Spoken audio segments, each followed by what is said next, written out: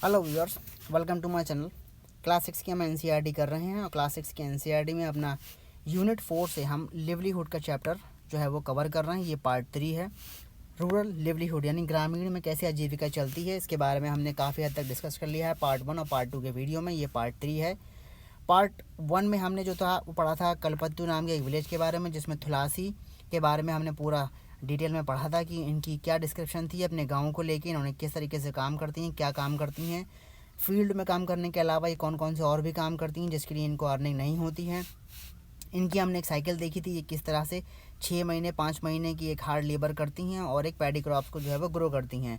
Part 2 में हमने जो था वो सीकर की कहानी पढ़ी थी कि इनके पास एक छोटी सी ज़मीन थी 2 एकड़ की, उस पर ये काम करते थे। कुछ लोन लेके पैसा जुगाड़ करके अपना कल्टीवेशन करते थे और उस अपने कल्टीवेशन करीबी ज़मीन एग्रीकल्चर को, जो एग्रीकल्चर प्रोड्यूस को वो रामलिंगम के राइस मिल में जो है वो ट्रांसफ़र कर देते थे। उसके एवज़ में उन्हें कुछ पैसे मिल जाते थे और उस पैसे से कुछ जो है वो अपना लोन चुकाया करते थे। उसके बाद उनकी ये कहानी, उनके बाद ये पता चलता है कि अगर उनके पास डेप्ट में हो जाते हैं, अगर वो दिवाली हो जाते हैं, तब उनकी क्या सिचुएशन होती है। इसके बारे में अभी हमने थोड़ी सी पार्ट 2 में जानकारी हासिल करी थी। और साथ ही साथ हमने ये पढ़ा था कि रामलिंगम और करुथम्मा के बारे में भी हमने पढ़ा था कि जो कि हस्बैंड एंड वाइफ थे और इनकी 20 एकड़ की ज़मीन थी। 20 एकड़ की ज़मीन थी जिसके ऊपर कुछ सवाल भी थे, यहाँ पे इनको भी हमने डिस्कस करा था।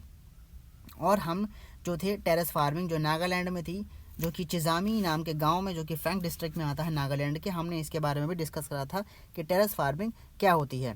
थोड़ी सी हमने स्टार्टिंग करी थी एग्रीकल्चर लेबर और फार्मर्स की, इंडिया में क्या इनके हालात हैं, क्या इनकी सिचुएशन है, किस तरीके के इनके सारे मामलात हैं, इसके बारे में हमने समझने की कोशिश करी थी।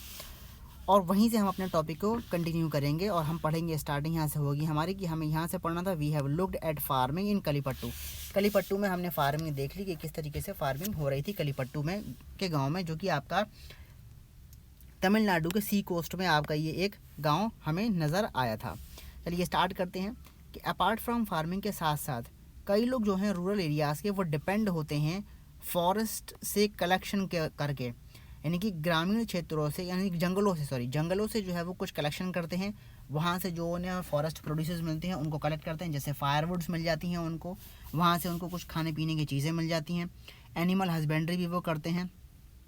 इसके साथ ही साथ जो है वो डेयरी प्रोड्यूसर्स भी मिलते हैं। फ़िशिंग भी हमने देखी थी, जिसके हमने इमेजेस भी देखी थी पीछे के पार्ट 1 की वीडियो में, हमने इमेज देखी थी चैप्टर के स्टार्टिंग में।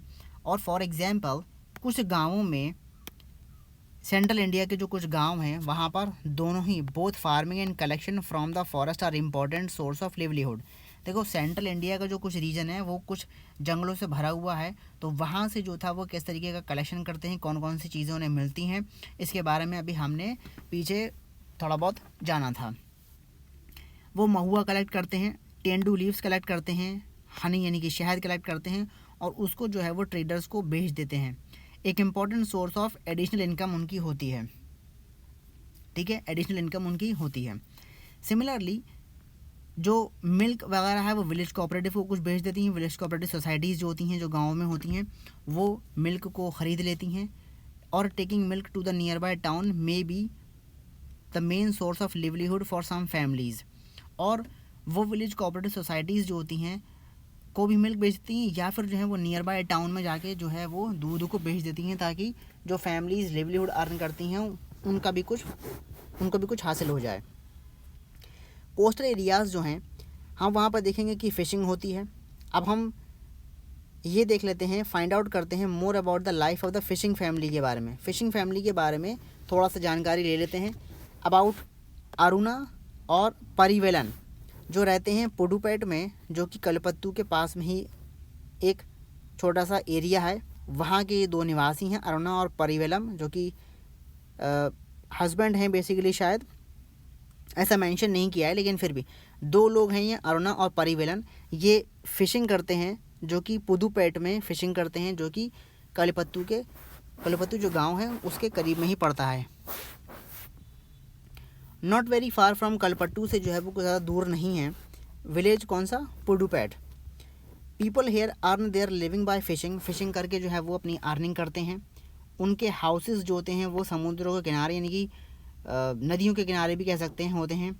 One find rows of catamarans and a net lying around. One find rows of catamarans. कह रहे इनके हाउस जो है वो सी के किनारे होते हैं। And one finds rows of catamarans. तो ये कह रहे हैं कि कैटामरान्स बेसिकली क्या है ना, कुछ नाव होती हैं, स्पेसिफिक नाव्स होती हैं, उनकी बात कर रहे हैं कि वन फाइंड रोज ऑफ कैटामरान्स, यानी बहुत सारी लाइन से नाव लगी हुई होती हैं उसी के किनारे, नदी के किनारे पर या समुद्र के किनारे पर, और उन्हीं में जो है तो नेट सेट भी पड़े हुए होते हैं। सब फिशिंग करने का उनके पास सारा सामान सारा होता है और लाइन से लगी हुई होती हैं नाव। एट मॉर्निंग में 7 o'clock पर इन द मॉर्निंग में there is a lot of activity होती है बीच पर। सुबह सुबह के टाइम पर जो होता है काफ़ी अच्छी खासी एक्टिविटी वहाँ पे होती रहती है। ये एक टाइम होता है जब कैटामरन्स जो होते हैं यानी कि returns with their catch and women gather to buy sell and fish, यानी कि सुबह सुबह 7 बजे के टाइम पर जो होता है ये टाइम होता है जब कैटामरन्स जो होते हैं वो रिटर्न होते हैं, वापस आते हैं मछलियाँ पकड़ के। And women gather to buy and sell fish, और उनको औरतें इकट्ठा कर लेती हैं और फिर उनको बेचती हैं। यानी बेसिकली कहा जाए तो ये जो होता है 7 बजे उनकी ज़्यादा एक्टिविटी रन होती है और वो टाइम होता है उनके रिटर्न होने का, कैटामरन्स का, यानी कि जो नाव वाले होते हैं जो नाव लेके जाते हैं फिशिंग करने के लिए, वो सुबह सुबह 7 बजे आते हैं, मछलियाँ पकड़ के लाते हैं और वुमेन्स इकट्ठा हो जाती हैं उनको ख़रीदने के लिए, और फिर उसके बाद वो जाके बेचती हैं। यानी मछुआरे लाके मछलियों को जो है वो वुमेन्स को बेच देते हैं और फिर वुमेन्स जो हैं वो उनको सेल करती हैं। जैसा कि आप यहाँ पर एक इमेज में देख रहे हैं, एक fisher women selling the catch at the local market में। जैसे कि आप देख ना मछली मंडी लगी हुई होती है, तो वो मछलियाँ आती कहाँ से, वही मछुआरे पकड़ के जो लेके आते हैं वहीं से वो उनसे वो परचेज़ कर लेती हैं और फिर उनको जो है वो बेचा करती हैं। यहाँ भी आप एक ऊपर इमेज में देख रहे हैं कि किस तरीके से ये नेट फेंक रहे हैं और यहाँ पर ये मछलियाँ जो हैं ये इनको पकड़ा जा रहा है। ठीक है, तो माई हस्बैंड यानी करुणा कह रही है मेरे जो हस्बैंड हैं परिवेलन, मेरा जो भाई है और जो मेरा ब्रदर इन लॉ है वो आज देर से रिटर्न हुए, देर से लौटे, काफ़ी चिंतित थी वो। They go to the sea together in the catamaran, together in our catamaran. वो एक नाव, एक स्पेसिफिक नाव, बेसिकली बोट ही कहेंगे, उस बोट में वो जाती हैं, जाके वो गए, उन्होंने समुद्र में साथ में गए हैं तीनों, हस्बैंड उसका भाई, अरुणा का भाई और अरुणा का ब्रदर इन लॉ, ये तीनों गए हैं और काफ़ी देर से लौट रहे हैं, तो काफ़ी चिंतित हैं वो। They said they were caught in a storm, वो कह रही हैं कि उनको जो है वहाँ पे तूफ़ान ने घेर लिया, तूफ़ान की गिरफ्त में आ गए वो।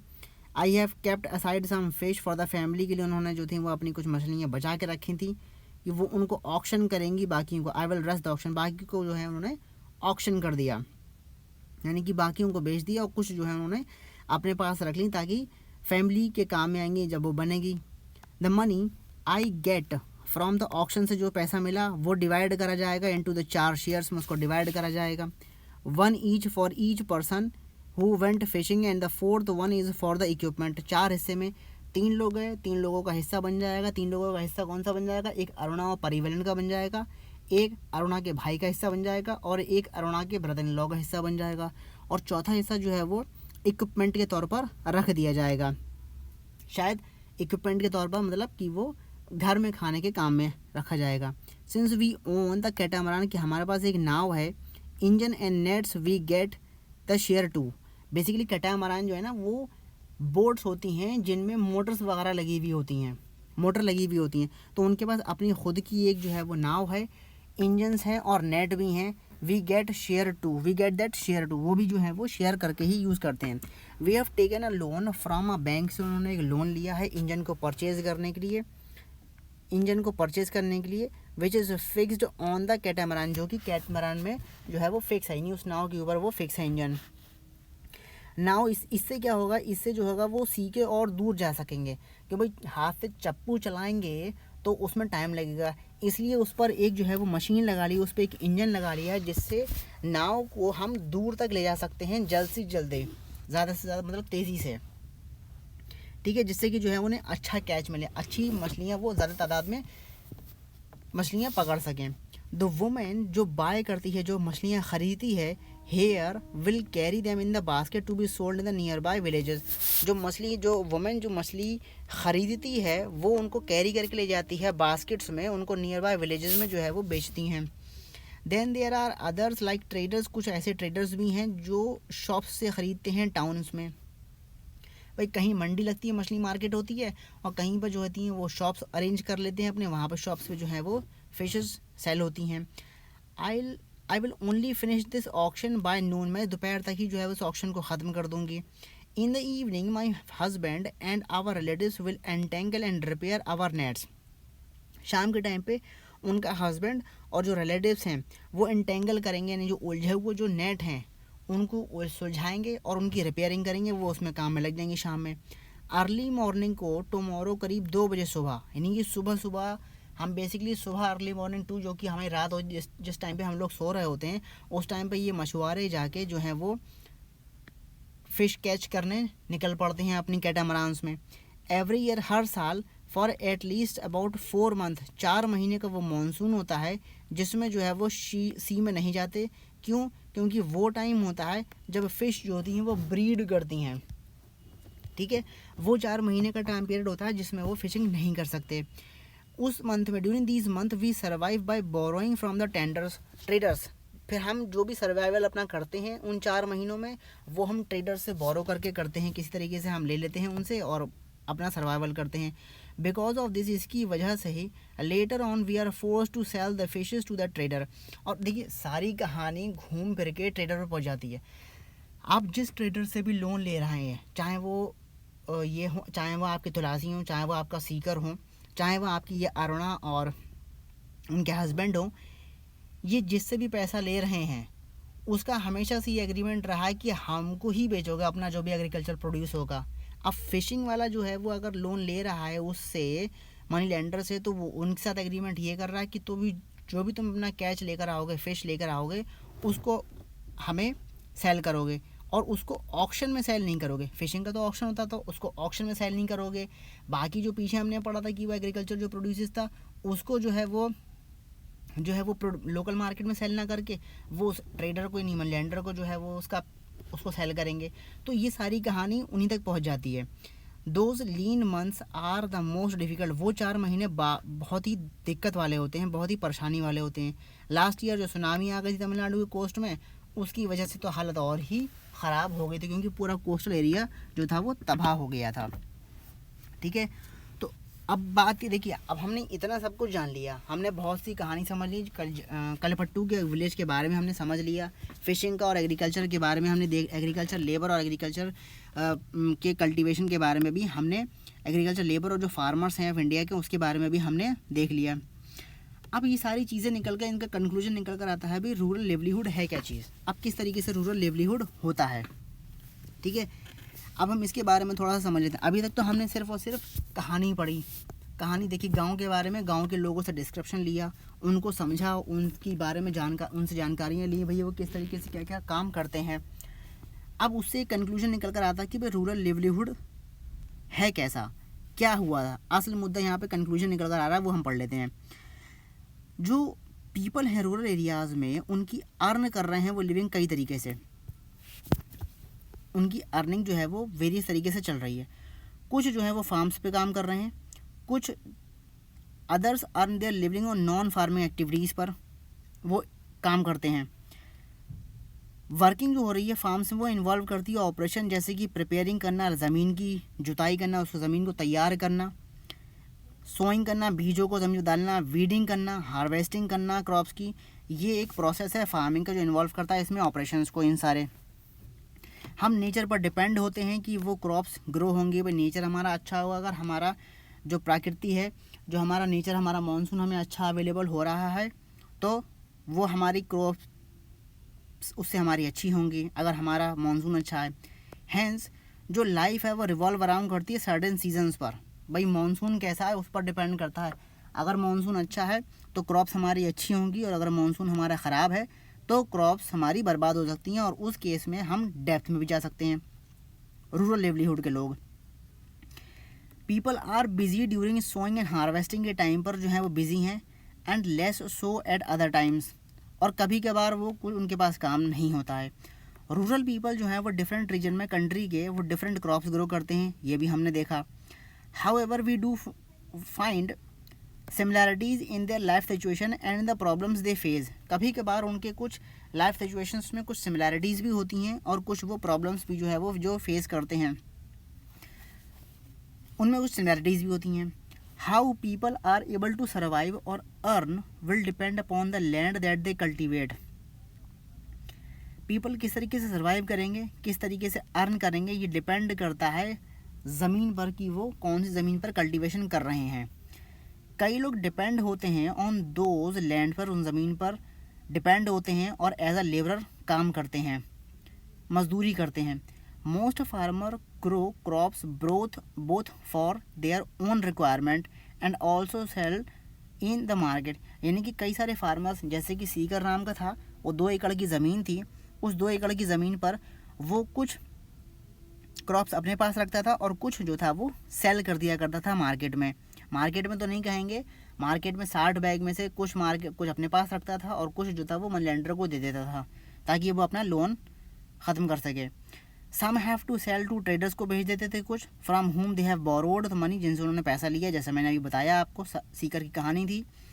फॉर देयर सर्वाइवल के लिए कई सारी फैमिलीज़ जो होती हैं वो बोरो करती हैं money for their work on और व्हेन वर्क इज़ अवेलेबल, और जहाँ पर जब when no work is available survival के लिए कई सारी फैमिलीज़ जो होती हैं वो पैसा बोरो करती हैं काम के लिए, और या फिर जब उनके पास कोई काम नहीं होता तब वो बोरो करती हैं, किससे, ट्रेडर से। देयर आर सम फैमिलीज़, कुछ ऐसी फैमिलीज़ हैं ग्रामीण क्षेत्रों में जो कि which thrive on large acres of land पर जो थ्राइव करती हैं, यानी कि उन बड़ी बड़ी ज़मीनों पर और जो बिजनेसेस हैं, अदर एक्टिविटीज़ पर जो है वो थ्राइव करती हैं। हाउएवर, हालांकि मोस्ट स्मॉल फार्मर्स, जो एग्रीकल्चर लेबर्स हैं, फिशिंग फैमिलीज़ हैं, क्राफ्ट पर्सनस हैं, गाँव में उनके पास एनफ वर्क नहीं होता कि वो साल भर अपना काम कर सकें, साल भर वो एम्प्लॉयड हों, ऐसा जो होता है बहुत ही कम देखने को मिलता है।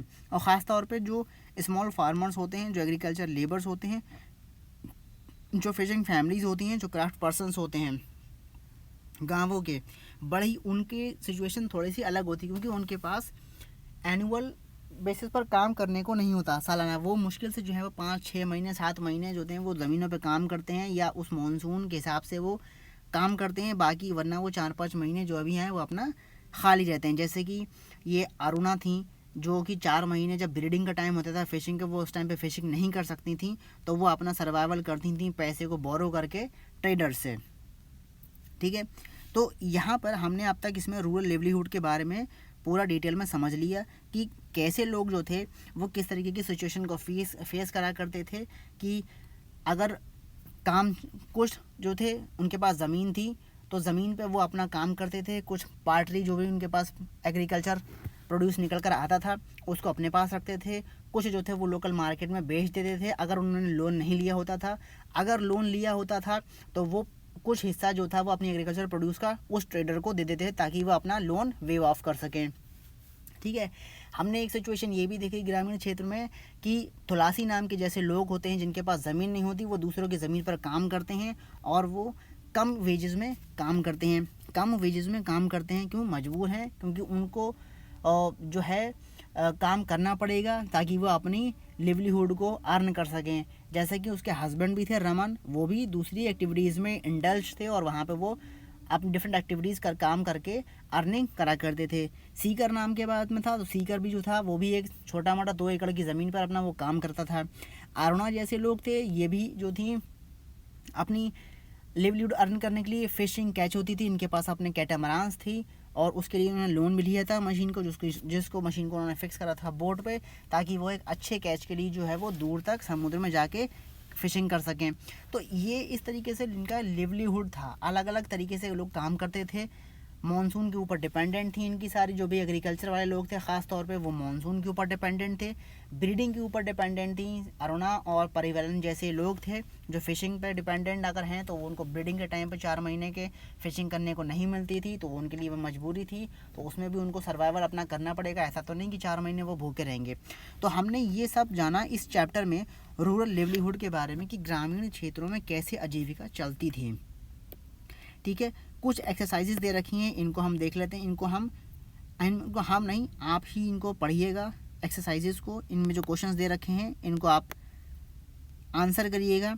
जैसे कि यहाँ पर ये कंपेरिजन करना आपको शेखर और रामलिंगम के बारे में। भाई लैंड कल्टीवेटेड, सीकर के पास थी 2 एकड़ की ज़मीन, रामलिंगम के पास थी 20 एकड़ की ज़मीन। लेबर रिक्वायर थी, इनके पास लेबर की ज़रूरत होती थी, यहाँ थी लिटिल बिट थी, यहाँ पर लिटिल बिट थी, और यहाँ पर जो थी वो इनको ज़्यादा ज़रूरत थी, यानी कि लार्ज लेबर की इनको रिक्वायर्ड थी। लोन्स रिक्वायर्ड थे, भाई सीकर को लोन रिक्वायर्ड था, क्योंकि सीकर जो था वो हमारा क्या था, वो उसके पास एक छोटी ज़मीन थी और उस पर जो था उसको लोन रिक्वायर्ड थी, काय के लिए, सीड्स के लिए उसको रिक्वायरमेंट थी, उसको फर्टिलाइज़र्स के लिए रिक्वायरमेंट थी।